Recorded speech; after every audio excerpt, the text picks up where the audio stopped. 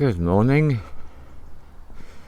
So I've been called out to walk and speak about petty-tyrants and tyranny. So that's what I'm going to look at, and this has all been brought about because I have a very close friend who's going through a very challenging time at the moment, and it's been going on for a while, and I'm very aware of how difficult it is what they're going through.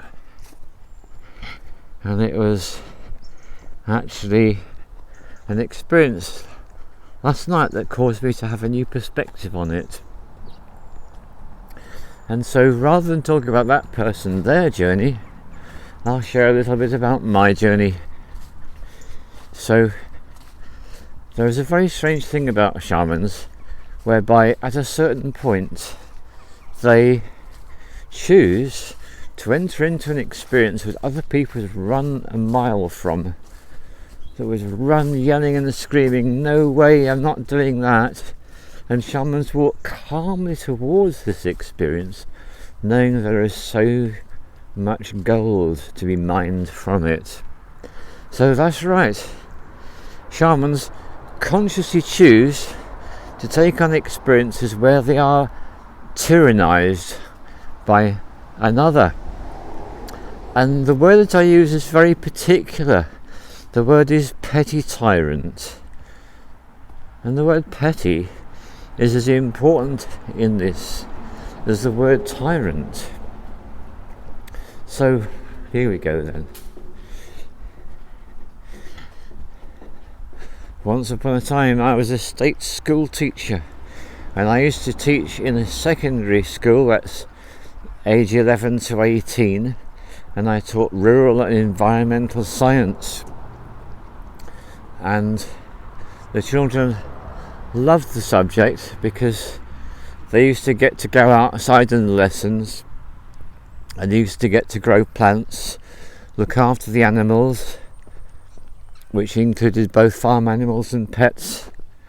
We had all sorts in the farm unit, as it was called.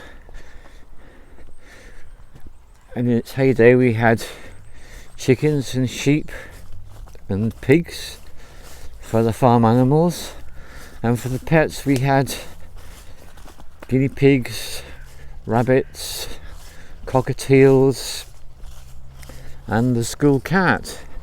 So we had a nice range of pets and farm animals. We had greenhouses where we used to grow lots of different sorts of vegetables and fruits. We even grew melons one year. And we had raised beds outside where we grew lots of different vegetables. So when the children came down to my unit, they absolutely loved it, because they knew that rather than having to sit at a desk writing for 40 minutes or 80 minutes, which seemed to consist of what most lessons were about, they could actually do practical things. They could go outside, they could socialise with each other, as well as do whatever it is they were supposed to be doing. And I get them to do things like spend 40 minutes and go into a chicken enclosure and just observe the chickens. Observe what they do, what they don't do, how they interact, how they socialise. I get them to report about it afterwards. Simple little thing, but it meant they never knew what I was going to ask them to do, and it often included lots of unusual things, thought-provoking and all the rest of it. So that's an introduction into what I used to have the great pleasure of doing with the children, and we loved each other very much. We had great times. Now, where does the tyranny come into this story? Well, I will explain. I had two petty tyrants, effectively. One was my head of department and the other was the headmaster. And what they did is they gave me a really hard time, which is what petty tyrants do. That's the first thing I've got to explain to you. How do you define a petty tyrant? It's someone who gives you a very hard time. And the next thing about a petty tyrant is they make up all sorts of rules. and this includes lots of arbitrary rules which make no logical sense whatsoever, and they impose their will upon you, and they demand compliance. So that's what a Petty-tyrant does. So in all sorts of ways they would do this, and one of the main ways was, it was my first fully fledged teaching job, and so I was supposed to spend a year as a probationary teacher being observed, and then they would grant my probation. But what they decided is that although I did my job very well, actually it was unacceptable, because what I was doing effectively, I was using my right brain. So one of the things I was severely criticised for example, in my teaching, is I would arrive at the lesson and my job was double the work of any other teacher, because I used to have 2 plans for every lesson. I had to have the, if the weather is nice, what we're going to do outside plan, and I had to have the, if it's wet and they can't go outside, what do we do inside plan. And 6 months into this, the children loved me, I loved the children, had a great time. And when I was observed, what I was criticised for is I was using my right brain. I was being very creative, and what I would do is I would turn up for the lesson having no written plan whatsoever, and I would teach what they call off the cuff, and it flowed really well because I was being very creative and all the work targets were being achieved. But the criticism was there was no written material to back it up. And actually what I was failing to do, I was failing to properly engage my left brain. I was failing to engage that rational mind, analytical part of my nature, which actually does have a role in the teaching. So although I was getting great results, I wasn't anything like as fully rounded a professional as I could be. So bearing all this fact in mind, they delayed my probation. They made me hang on for another year, and in that year they used to set me all sorts of what to me seemed like arbitrary, unnecessary tasks. And in fact what I had to do is I had to write lots and lots of lesson plans where I had to detail what I was going to do with the children in a 40-minute or an 80-minute lesson to the nearest minute in great detail, which means I was unable to operate spontaneously, but I had to have everything all planned out. So although at the time it felt very unfair to me because I was getting the job done, what I eventually learnt, and it did take me time to realise this, is that they were giving me the opportunity to learn a whole bunch of new skills, which meant I was able to learn how to very effectively employ my left brain as well as my right brain in terms of all the activities I did with the children. And they caused me to become much more analytical and thoughtful, and less in my heart and my gut and more in my head. And it then meant that this relatively weak suit gradually over that extra year became strengthened and strengthened. And it suddenly reminds me of another Petty-tyranny I experienced when I was a student in school myself. I failed my English GCSE the first time I took it. I was told before I took the exam that I would fail, and I was told the reason why was nothing to do with my English capability, it was because I wrote too small. And that was it.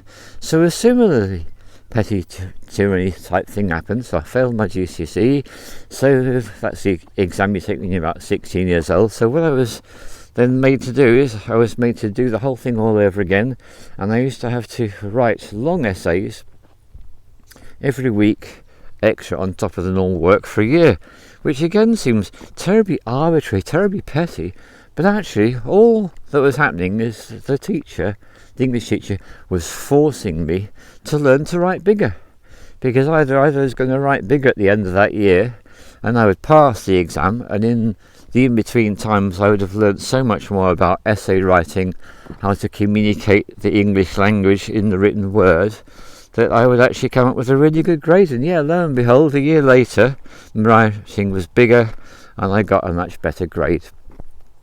So here's the thing about petty tyranny.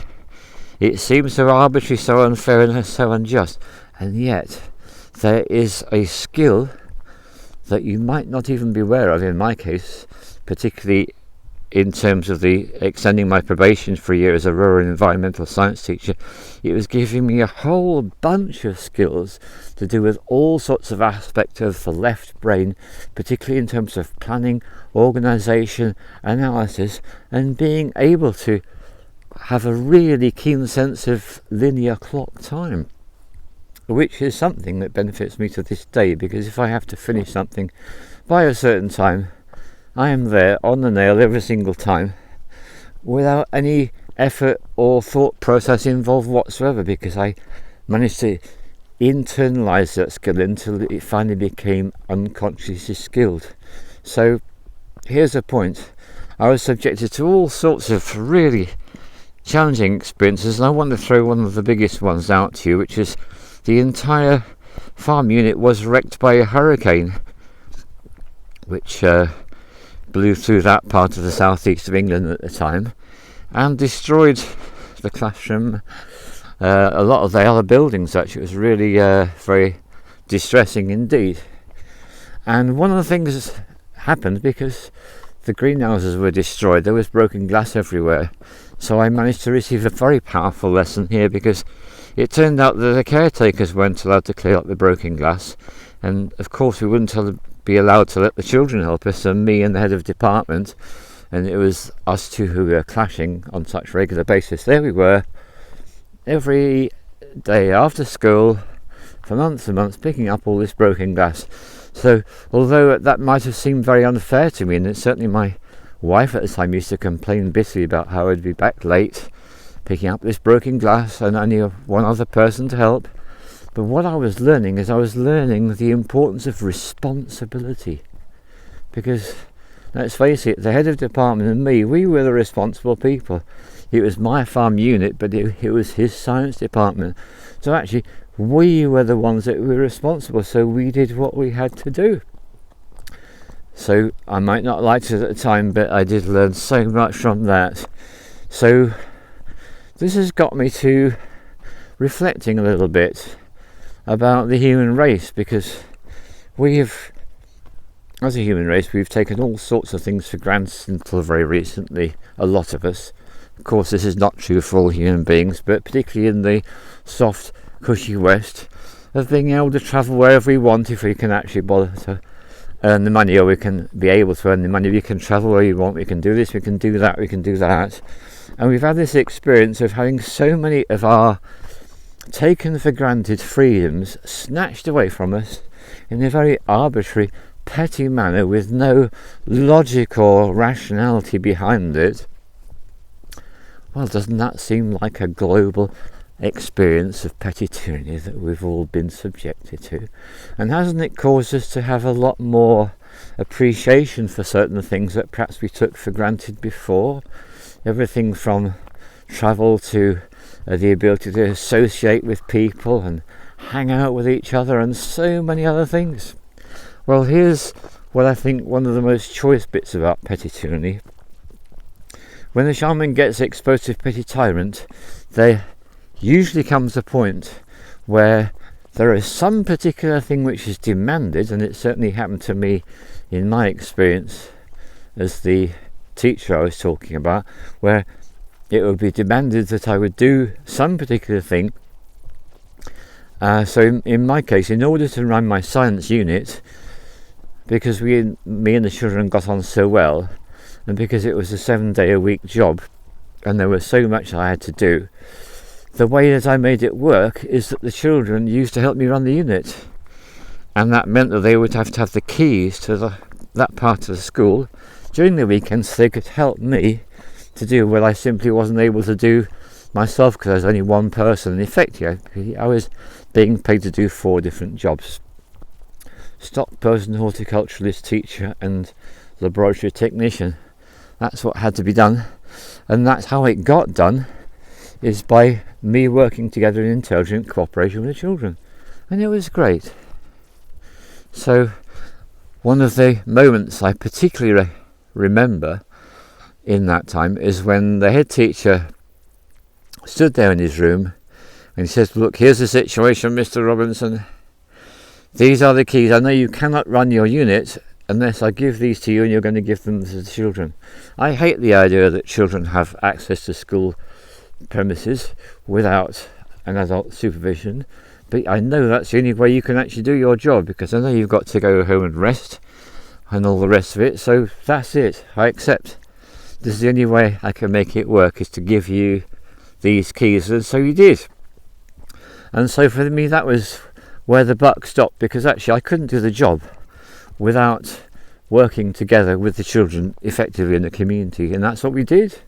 And so it was my utter determination that I would have those keys, the children would have the keys, and we could do a proper job. That's how it was able to work. So I'm thinking about that in terms of what's going on at the moment. And so many things have been demanded of people. We do this, don't do that. So maybe it is that there are certain things, maybe there comes a moment when there is a certain thing that's asked of us and demanded of us. You must do this. But actually we know there's no reason for doing it that makes any sense at all.